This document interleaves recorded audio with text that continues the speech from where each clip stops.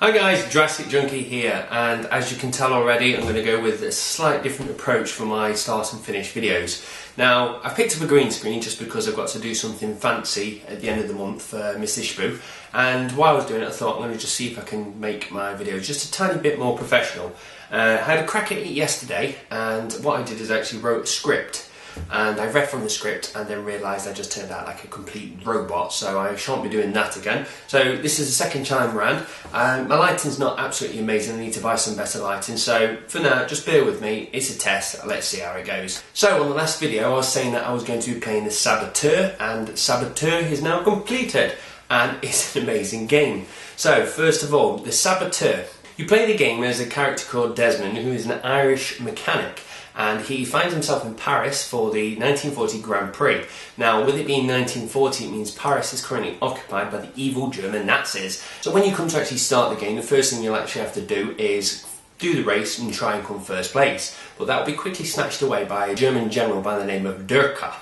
Now, Durka is instantly bad news. As soon as you see him, you'll want to hate him, and he'll snatch first place away from you, and you go off a bit hot-headed, take your friend Jules and try and seek revenge. But once you get to Durka's gaff, first thing you try to do is take his car for a swim. Now, it goes quite well until Durka actually catches you and Jules and actually takes you for British spies and starts to interrogate you. You escape with your life, but unlucky, your friend Jules isn't so lucky. So the idea behind the game is to simply get revenge back on Durka, but in doing so you manage to leave a trail of destruction and explosions and everything along the way, and you actually help the French resistance form and go against the Nazis. Now, the actual game is an open world sandbox, which I didn't actually think it was from the cover, and I have to say this sandbox is one of the most enjoyable ones I've ever played. With it actually just being set in Paris, first of all it's just a gorgeous setting, but the thing that sets this game any different from any other sandbox, the entire game is done in black and white to start off with. Now, the idea that when Germany controls an area, it's black and white, very LA Noire, some particular things are in colour, especially blood or the Nazi logos,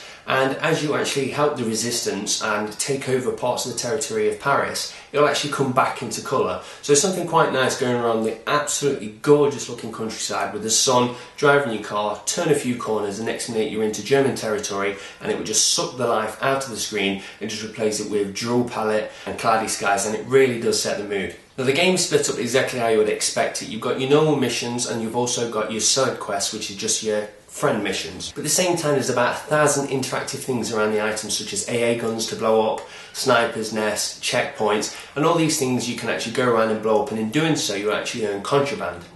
Now, contraband is your in-game currency, so you can go to black market dealers and then buy better weapons. But at the same time, there's actually a perk system built into the game, and everything has 3 perks. So each individual perk will also give you a mission or some side quest thing to do, which will then help you level up your weapons or some of your abilities. At first, when I saw this perk thing, I thought, you know what, I'm going to do as much as I can, but I probably won't do it all. But I found myself doing every little bit of it because I just enjoyed it all the way. Now, the game is absolutely brilliant. The characters are fun, the dialogue is awesome, and especially your own character. Some of the one-liners he says in it are absolutely brilliant. The game also plays very much like Grand Theft Auto meets Assassin's Creed. So with that, you've got a nice open sandbox, but at the same time you can actually climb and scale absolutely anything, so you can use it to your advantage to try and quickly escape from guards, or at the same time if you want to assassinate somebody quite stealthy, you can go yourself up a building, climb over the top and snipe it. So you can actually go about the missions any way you want. Now again, most time when I play games I'll obviously do all the main quests to get to the end, but I always sometimes leave the side quests. But in this game I actually picked up every single side quest, and once I completed it I found myself actually going back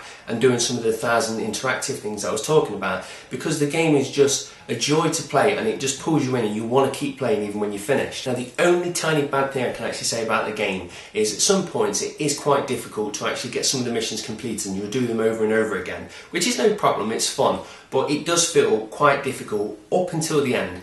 And at the very end, it just gives you on a plate, which just actually left you with a sour taste at the end of the game. But that aside, it's absolutely brilliant game, and I would definitely say it's going to be 9 out of 10.